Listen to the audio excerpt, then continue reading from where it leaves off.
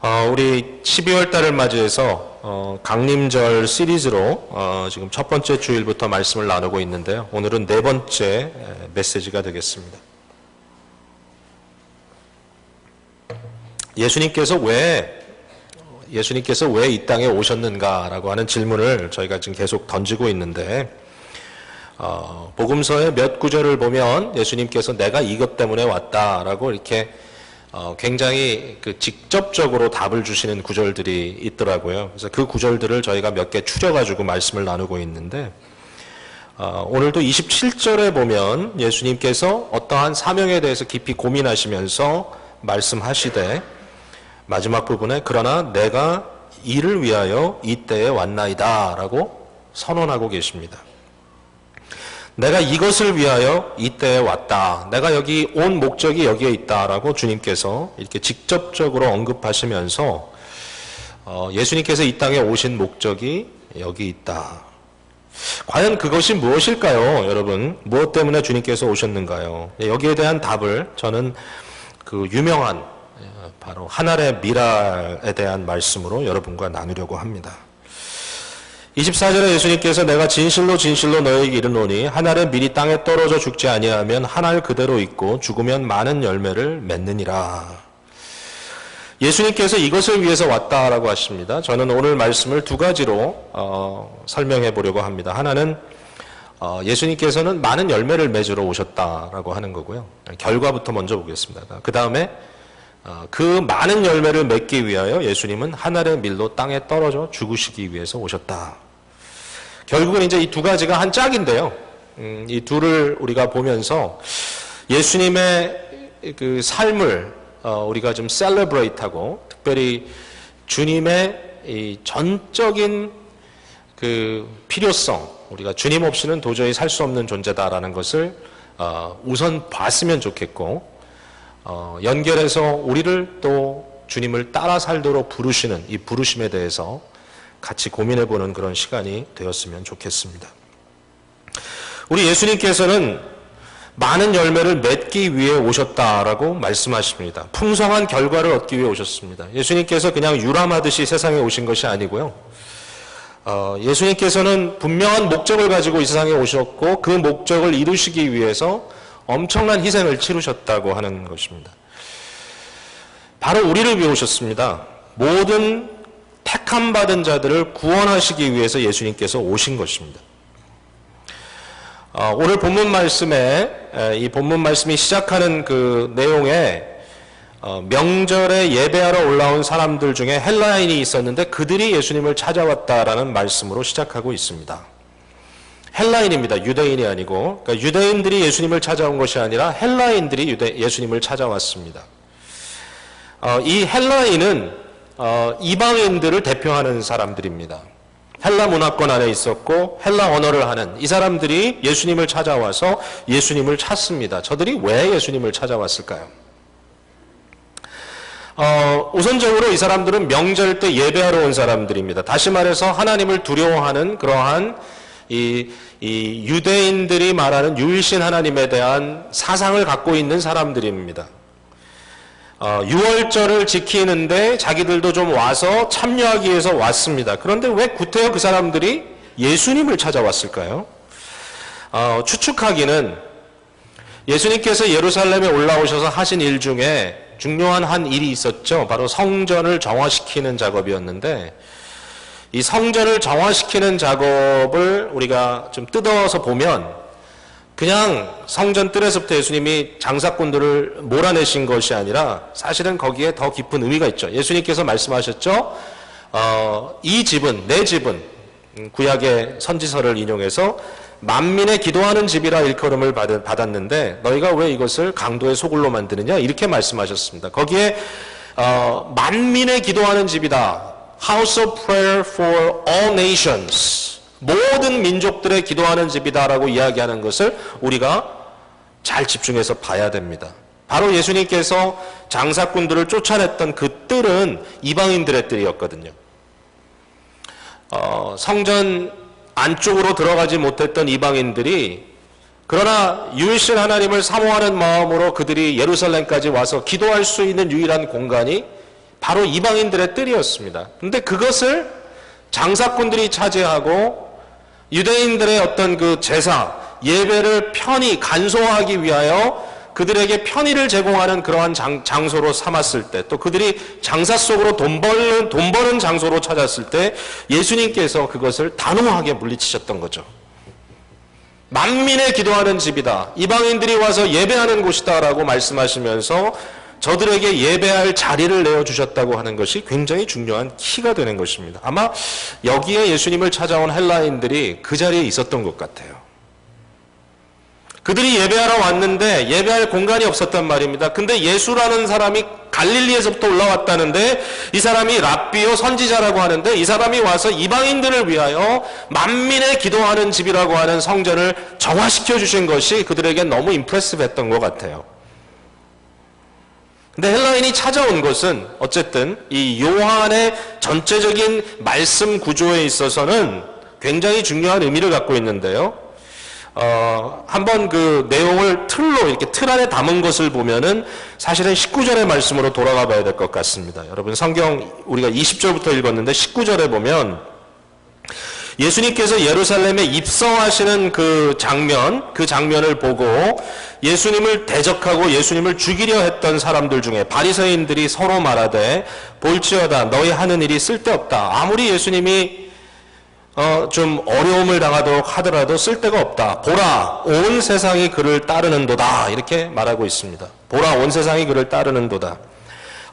요한은 이 표현을 하는 데 있어서 굉장히 재밌게도 아주 좀 아이러니 같은 그런 표현을 많이 씁니다. 그러니까 이 얘기를 사실은 바리새인이 하면 안 되고 도리어 제자들이 보라, 온 세상이 주님을 따른다 이러면 좀 말이 될 텐데, 그러나 그 말을 거꾸로 바리새인의 입에 넣어줍니다. 바리새인은 불평하듯이 얘기를 합니다. 그러나 그 말은 바로 요한이 지금 표현하고자 하는 핵심적인 말입니다. 예수님을 온 만민이 따른다. 예수님 자신도 32절에 내가 땅에서 들리면 모든 사람을 내게로 이끌겠노라 라고 말씀하십니다. 모든 사람, 모든 민족, 하나님께서 구원하시기로 부르시는 모든 백성, 이제 글로벌 처치, 유대 민족교회가 아니라 이제는 우주적인 교회, 지구 전체를 덮는 교회, 모든 사람을 불러 구원하시는 교회로서의 역할을 우리 예수님께서 선포하시는 거죠. 예수님께서 왜 오셨습니까? 예수님은 많은 열매를 맺기 위해서 오셨습니다. 풍성한 결과를 얻기 위해서 오셨습니다. 그 결과가 무엇인가요? 우선적으로 모든 구원받을 자들을 구원해내시는 것이 예수님의 목적이셨습니다. 구원하기 위해 오셨습니다. 여러분, 우리가 성탄절을 맞이해서 성탄의 기쁨, 즐거움을 이야기하지만 그것이 그냥 분위기로서 우리가 좀 한번 붕 뜨는 것처럼 느껴보고 싶은 그러한 한순간의 즐거움이 돼서는 안 되겠죠. 사실 여러분, 크리스마스가 즐겁습니까? 많은 분들이 그래요. 어렸을 때는 즐거웠는데 시간이 갈수록 안 즐겁다고. 별로 느낌이 없다고. 아마 저와 여러분의 생각이 비슷하다면 좀 이런 생각일 거예요. 벌써 연말이야. 벌써 한 해가 갔어. 2014년이라고? 믿어지지 않네. 이렇게 빨리 시간이 지나가는 자체가 부담스럽게 다가오는 그러한 계절입니다. 바쁘게 지나다 보면 또 내년 이맘때가 또 되겠구나. 뭐 이런 느낌도 좀 있고요. 그러나 오늘 우리가 정말 예수님의 오심을 축하해야 될 이유가 있다면 그것은 뭐냐면, 예수님이 오지 않았으면 우리가 구원받을 수 없었다는 겁니다.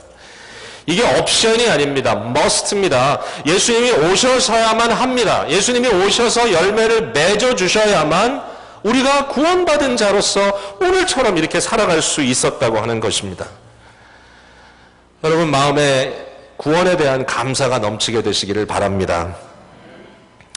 이 구원받은 사람들이 결과적으로 하는 것들, 가장 좋아하는 것이 뭐냐면 하나님을 영화롭게 하는 것인데요. 예수님께서 많은 열매를 맺기 위해 오신 것에 대해서 또 이렇게 얘기합니다. 아버지의 이름을 영광스럽게 하기 위해서 왔다. 28절에 아버지여, 아버지의 이름을 영광스럽게 하옵소서, 아버지의 이름을 영광스럽게 하옵소서, 이렇게 했더니 하늘에서 소리가 났다 그래요. 하늘에서 하나님께서 보좌로부터 아주 이거 굉장히 초자연적인 역사죠. 소리가 들렸습니다. 사람들이 천둥이 울었다고도 하고 어떤 사람들은 천사의 목소리였다고도 얘기했다 그러죠. 근데 어쨌든 소리가 났는데 그 소리를 잘 들어보니까 하늘에서 이런 얘기가 들립니다. 내가 이미 영광스럽게 하였고 또다시 영광스럽게 하리라. 예수님이 오셨을 때 하나님께서 영광을 받으셨습니다. 언제 받으셨죠? 천사 찬송하기를. 목자의 들에서 양을 치는 목자들 앞에 나타났던 천군 천사가 얘기했죠. 하늘에는 높은 곳에서는 영광이요, 그의 은혜를 입은 사람들 가운데는 평화로다. Glory to God in the highest. 하나님 아버지께 영광이 돌려졌습니다. 예수님의 오심은 하나님께 대한 영광이었습니다. 그리고 하나님의 말씀처럼 오신 그분께서 또다시 하나님을 영광스럽게 하는 때가 올 텐데, 그때가 언제이냐? 바로 예수님께서 십자가에 달려 돌아가시는 그 순간이고, 그가 다 이루었다라고 선포하실 때에 사탄의 권세가 무너지는 그 순간이고, 결국은 그리스도께서 부활하시고 승천하셔서 높이 들려 올라가는 그 모든 것들을 통하여 하나님께서 영광을 받으실 것이다 라는 것입니다. 아버지께서 만족해 하셨습니다. 만족해 하셨습니다. 예수 그리스도께서 이 땅에 오신 것은 많은 결실을 맺기 위해서인데, 그 결실은 하나님 아버지의 이름을 영광스럽게 하는 일이었어요.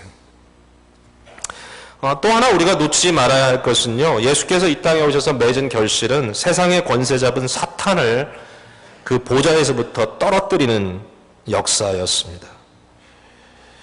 예수님께서 31절에 이제 이 세상에 대한 심판이 이르렀으니 이 세상의 임금이 쫓겨나리라. 이 세상의 임금은 누구인가요? 공중의 권세 잡은 자라고 이야기하는 마귀입니다. 사탄.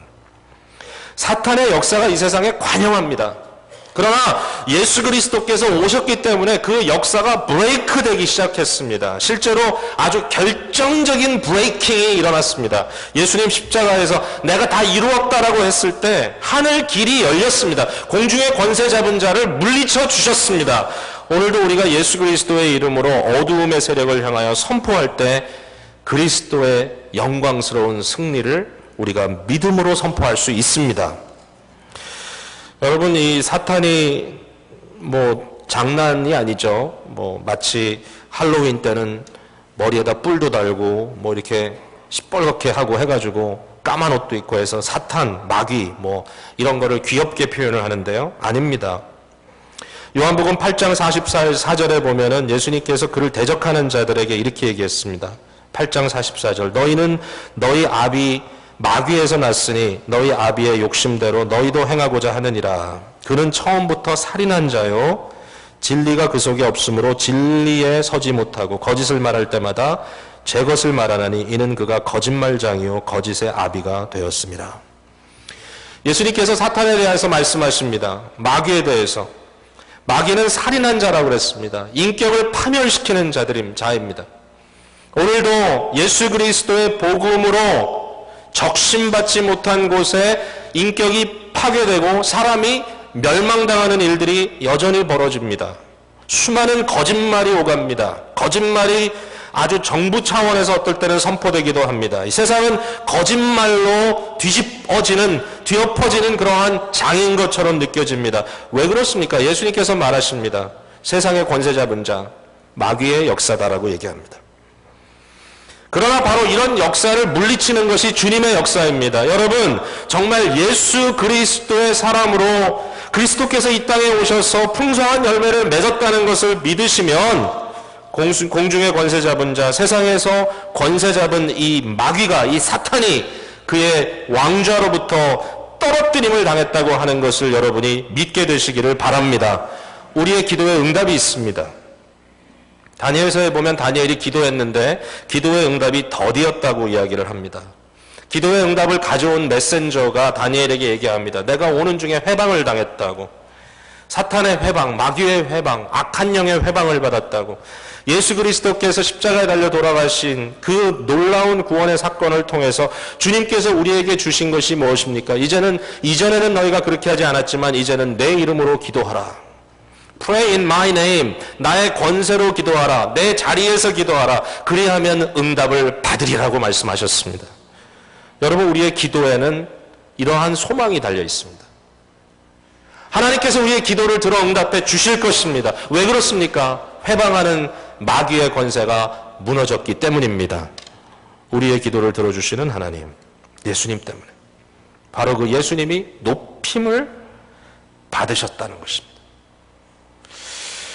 오늘 본문의 32절에 보면 내가 땅에서 들리면 모든 사람을 내게로 이끌겠노라 하셨고, 이렇게 말씀하시면 자기가 어떠한 죽음으로 죽을 것을 보였다.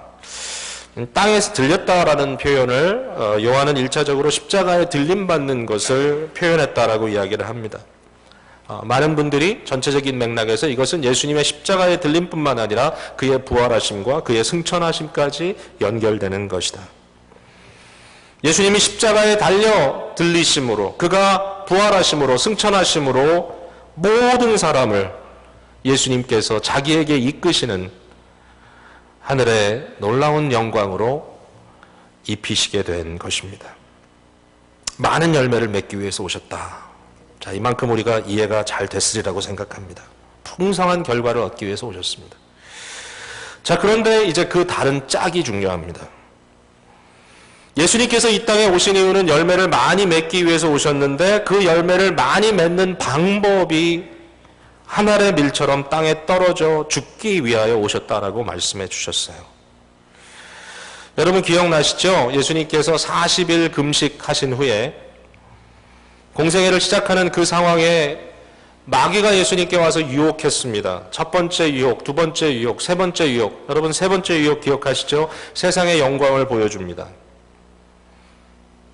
그 순간에 마귀가 너무 당당해요. 이 모든 권세 내 거다. 공중의 권세 잡은 자, 세상의 권세 잡은 자, 그만큼 인정합니다. 그러면서 예수님께 얘기합니다. 네가 이것 때문에 온 것 아니냐. 결국 이 모든 것을 하나님께 돌이키려고 온 것 아니냐. 네가 이것을 하나님의 나라로 바꾸려고 온 것이 아니냐. 내게 한 번만 절해라. 내게 한 번만 엎드려라. 내게 땅끝 한 번 인사만 해라. 그러면 내가 이것을 다 주겠다. 무슨 얘기죠? 쉬운 길을 택하라는 것입니다. Take the easy way. 한 번만 compromise 해라. 한 번만 하면 내가 이거 줄 텐데 이거 못하겠느냐라고 얘기합니다. 그래 예수님께서 말씀하시죠. 그 한 번을 못하는 거예요. 예수님께서. 뭐라고 말씀하셨죠? 오직 여호와 하나님께만 경배하라 얘기했습니다. 쉬운 길을 택하지 않았습니다. 하나님을 예배하는 길을 택했습니다. 하나님의 길을 택한 거죠. 하나님의 방법을 택한 거죠. 어떻게 보면 근본적으로 여기에서 예수님이 구원자가 되시는 이유인 것 같습니다. 우리는 너무나 쉽게 컴프로마이즈 하잖아요. 예수님 그렇게 안 했어요. 저는 여기에 그 하나의 밀이 땅에 떨어져 죽는다. 그래야 많은 열매를 맺는다는 것이 아주 perfect illustration, 아주 최고의 예화라고 생각이 됩니다. 완벽한 예화입니다. 근데 놀라운 것은 이것이 초자연적인 역사가 아니라 자연적인 역사를 예수님께서 언급한 겁니다. 아주 자연스럽다. 하나님의 창조하신 세계 속에 이러한 것들이 심겨져 있다. 세계에 일어나는 일들을 봐라. 자연 세계의 모습을 봐라. 정말 과학자가 한번 돼봐라. 그리고 과학자로서 들여다봐라. 세상의 원리를 봐라. 하나님의 창조의 법칙을 봐라. 하나님께서 어떻게 하셨는가. 아주 퍼펙트 일러스트레이션을 가지고 와서 얘기를 합니다. 씨가 떨어져 가지고요. 껍질이 부서지고 그 안에 있는 소위 영양소가 다 썩어지고 거기에 생명체가 우미 트고 자라나야지만 열매를 맺는 것이죠. 여러분 너무 잘 아시죠? 이 밀 알갱이 하나를 가져다가요 수건에 싸가지고 보관해 두면 그것이 1년이 지나든 10년이 지나든 심지어는 100년이 지나든 절대로 하나 이상이 될 수가 없습니다. 그런데 어떤 자료를 보니까 제가 뭐 농사를 짓는 사람은 아니라서요. 이 하나의 밀이 땅에 심겨졌을 때 하나의 밀이 심겨지면요. 그 하나의 밀 알갱이에서부터 4개의 줄기 정도가 나온답니다. 4, 5개. 여러분이 뭐 더 잘하시는 분들이 계실 테니까요. 그러면 평균 잡아서 이 계량한 밀이 아니고 평균 잡아서 한 줄기에 100알에서 120개 알 정도가 맺힌답니다. 이건 그냥 아주 얼음치 잡아가지고 이야기하자면 밀 한 알갱이가 땅에 심겨졌을 때 3개월 정도의 시간이 지나면 500배가 남는다는 것입니다. 이건 자연의 법칙입니다. 예수님께서 말씀하시는 거예요. 생명을 너가 싸게로 싸가지고 그냥 나 혼자 나 위하여 내 거 지키겠다라고 해봐라. 네 생명 네가 지켜봐라. 결국 우리가 이 세상 살다가 죽는 그날 내가 마이웨이에 가서 내 일을 지켰습니다라고 얘기할 수 있을지 몰라도 그것은 하나로 한 생명으로 끝날지 모른다. 그러나 그 하나의 미리 하나의 생명체가 심겨지면 열매를 맺는다. 저는 생각할 때 이게 참 어려운 일이라고 느껴져요. 왜냐하면 특별히 더 귀한 것일수록 열매를 맺는 것이 더 어렵습니다. 사실은 한 밀은 알갱이가 500배가 남기지만 일반적으로 사람이 사람을 멀티플라이 하는 것은 그렇게 쉽지 않아요. 한 여자가 평생 망가져서 평생 날 수 있는 아이가 한 10명? 요새 아이 10 키우는 집은 거의 없죠. 예. 많이 열심히 낳아야 5, 6. 좀 더 우량한 엄마면 한 7, 8. 어렵습니다. 우리가 500배를 남기지 않는 단 2, 3배를 남기는 것도 쉽지가 않습니다.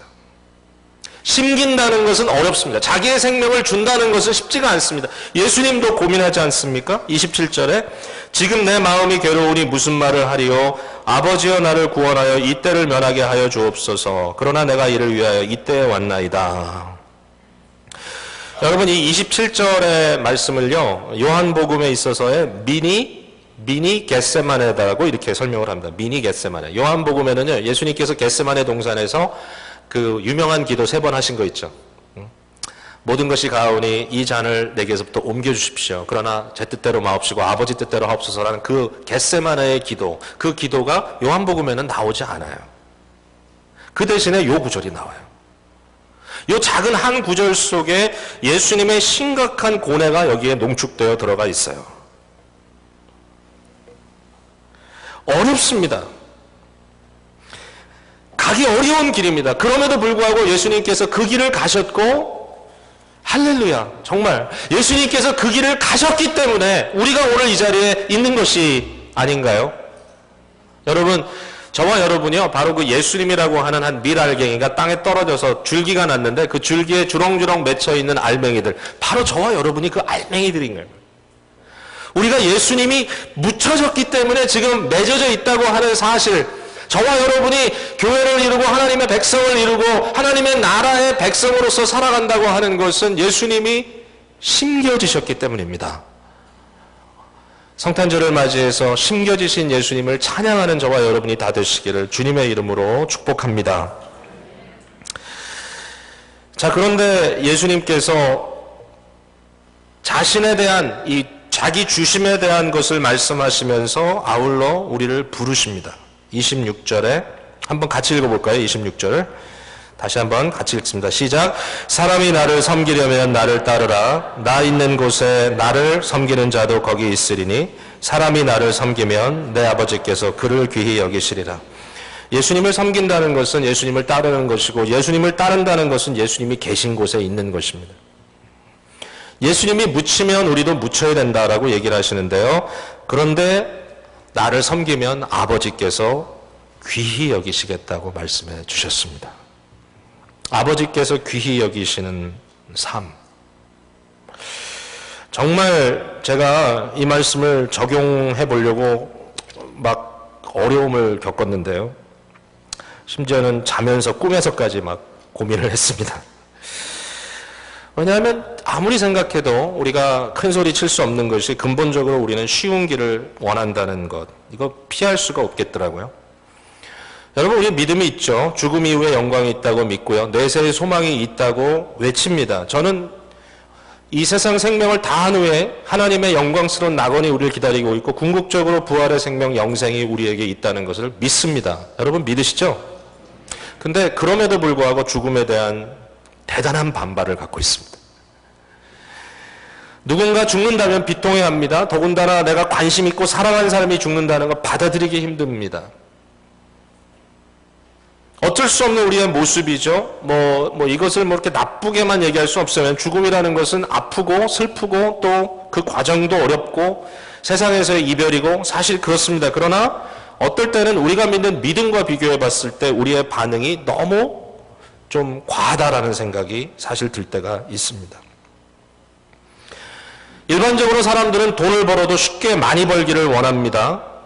그래서 그러한 것들을 하지 않는 것이 참 이상하게 여겨집니다. 최근에 뉴스에 보니까 카나다에서 한 사람이 로또가 당첨돼서 굉장한 상금을 탔더라고요. $100 million 이 정도 굉장히 많은 돈, 10 million인가요? 제가 너무 과장했나?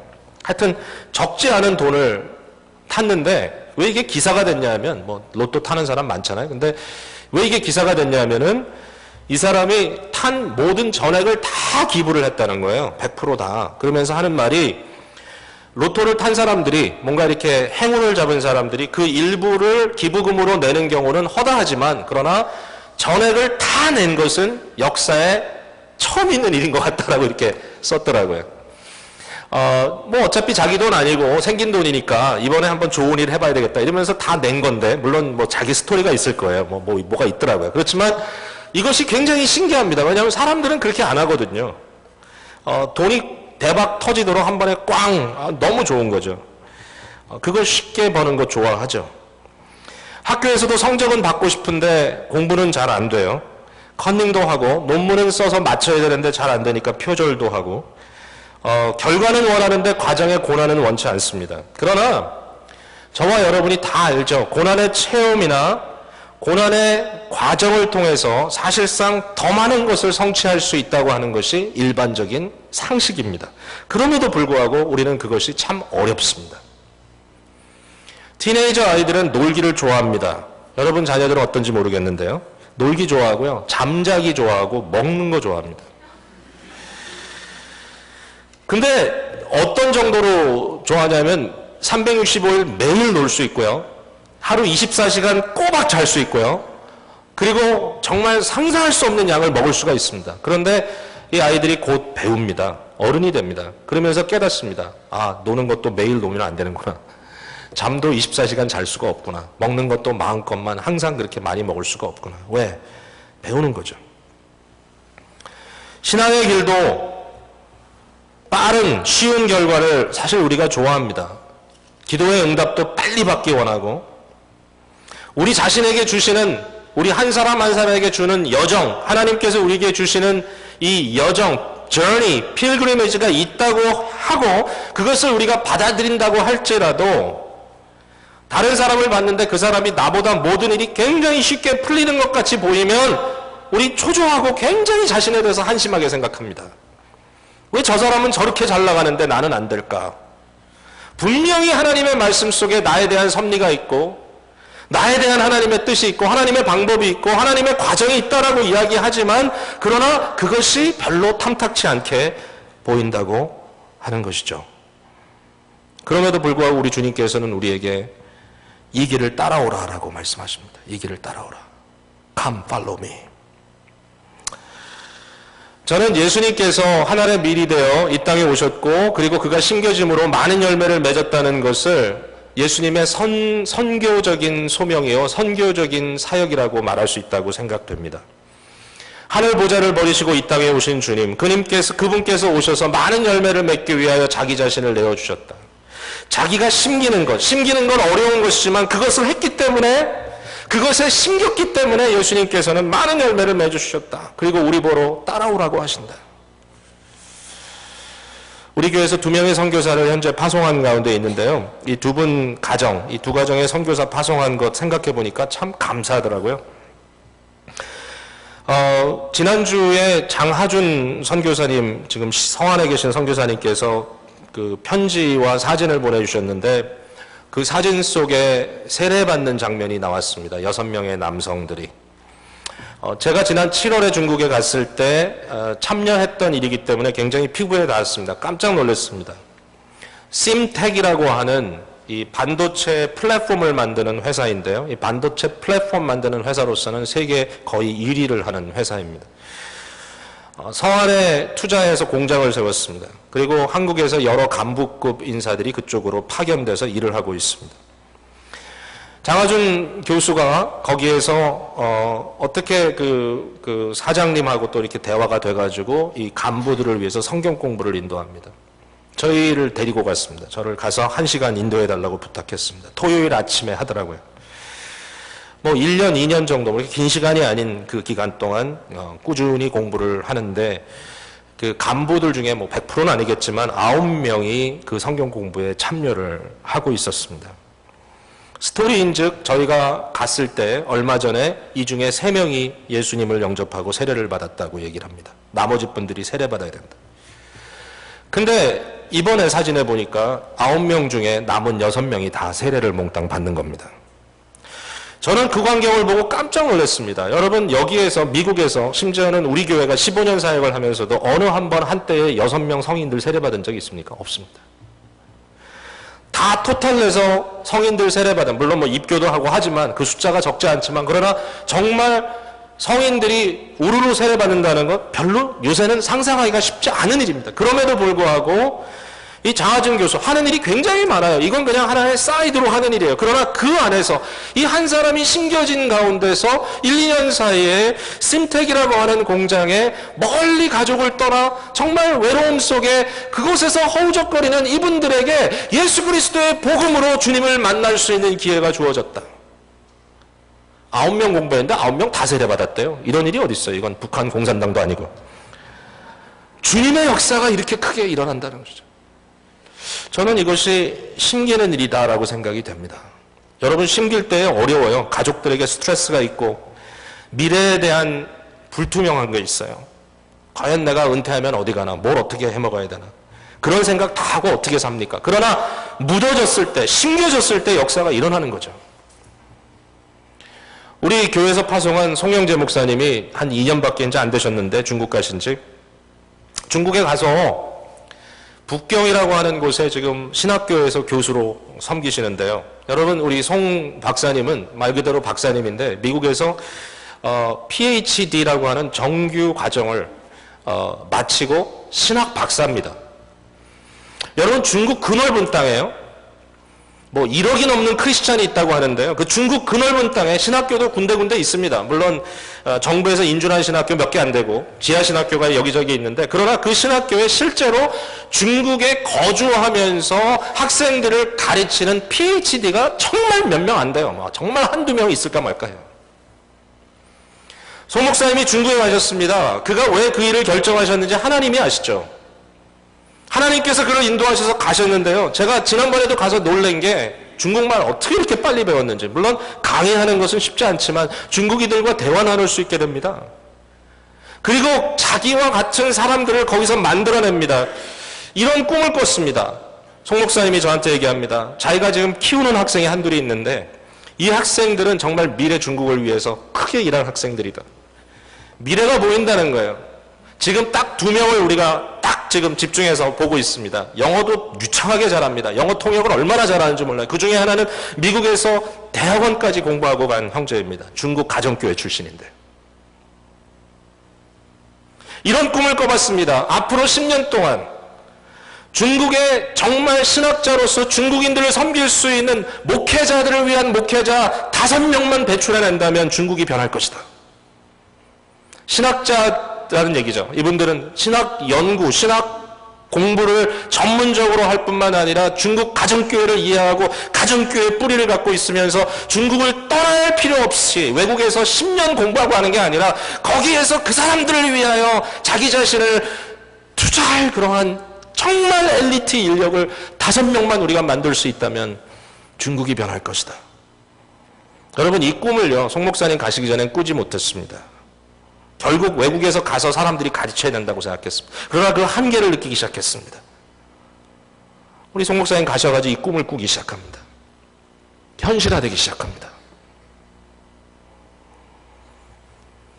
신학 교육 박사라고 하는 학위를 만들 것을 이사회에서 결의했습니다. DTE라고 하는 박사과정인데요. 유례가 없는 박사과정입니다. 그러면 이건 뭐 엿장수 마음대로 우리끼리 하는 거냐? 그럴 수 없잖아요. 글로벌 네트워크가 필요합니다. 같이 기도합니다. 미국의 잭슨 미시시피에 있는 오래된 리폼 신학교라고 하는 이 PCA 교단 신학교에서 마음을 열고 이렇게 얘기합니다. 당신들이 그것을 한다면 우리가 코스워크를 위해서 1년 동안 해외 연수를 맡아주겠다. 잭슨에 있는 한 미국 교회가 나섰습니다. 학생이 오면 우리가 홈스테이 해주고 먹고 체류하는 모든 비용을 100% 대주겠다. 놀라운 일입니다. 꿈을 나누기 시작합니다. 논문을 누가 지도합니까? 논문 지도를 어떻게 해야 되나요? 결국은 아이디어를 냈습니다. 세계 곳곳에 있는 중국 교회를 사랑하면서 그러나 자기 분야의 전문 분야를 갖고 있는 학자들이 컨소시엄을 만들어서 우리가 10명 정도의 컨소시엄을 통해서 이 학생들을 3명씩 붙어서 지도하는 그러한 것을 한번 만들어보자. 여러분, 미국에서 여러 교수들이 나도 참여하겠다. 나도 참여하겠다. 컨소시엄이 현재 7명이 조직이 됐습니다. 내년 9월부터 이 학위를 시작하려고 합니다. 여러분, 놀라운 일입니다. 꿈도 꿀 수 없었던 거예요. 이 얘기를 하고 있는데 잭슨 미시시피 신학교에 있는 한 미국인 교수가 저랑 전화통화를 하면서 이렇게 얘기합니다. 당신네들이 하려고 하는 이 일이 앞으로 중국 교회의 100년의 방향을 결정할 일인 것 같다고 자기가 너무 익사이팅하다고 얘기를 해요. 근데 이것이 송 목사님 가시기 전에는 꿈도 꾸지 못했던 일이에요. 한 사람이 그곳에서 적절하게 자기 자신을 묻었을 때, 여러분, 가족들도 어렵죠. 삶이 현저하게 달라졌죠. 그러나 역사가 나타납니다. 지난번에 송 목사님 만났는데 자기가 깜짝 놀랐다 그래요. 뭘 놀랐냐 그랬더니 한 중국 학생을 같이 차를 타고 가다가 그 학생을 내려주고 이제 자기는 뭐 본인은 차가 없으니까 같이 타고 이제 가다 한섬 내려주고 자기는 가는데 그 학생이 내리면서 우리 송 박사님한테 이렇게 물어보더래요. 박사님, 평생 여기 계실 거죠? 여기서 평생 계실 거죠? 근데 선교사는 원래 평생 있겠다고 하면 안 되거든요, 이제는. 빨리 사람 세우고 나오겠다 그래야지. 자기도 뭐 그런 생각까지는 아니었고, 그런데 그때 그 형제가 평생 있겠냐라고 질문을 하는데 중국어로 자기가 중국말로 대답을 하면서 눈물이 핑 돌더래요. 내가 여기 머물 것이다.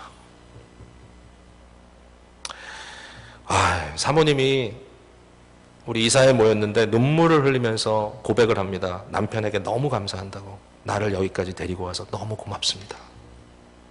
주의 사역에 동참할 수 있게 해주셔서 너무나 감사합니다. 이상한 일이에요. 그러나 거기에 역사가 일어납니다. 자, 오늘 말씀이 이제 매듭 짓는데요. 제 고민은 여러분의 고민도 그럴 거예요, 아마. 이미 우리가 하는 일도 많이 있지만, 그러나 과연 우리는 어떻게 더 심겨져야 될 것인가? 우리 자신이 어떻게 묻어져야, 어떻게 심겨져야 우리가 심겨짐을 통해서 하나님의 생명의 역사가 멀티플라이 할 것인가? 성탄의 계절에 저와 여러분이 어떻게 심겨질 수 있을까 생각해보고 기도하고 꿈을 꿨으면 좋겠습니다.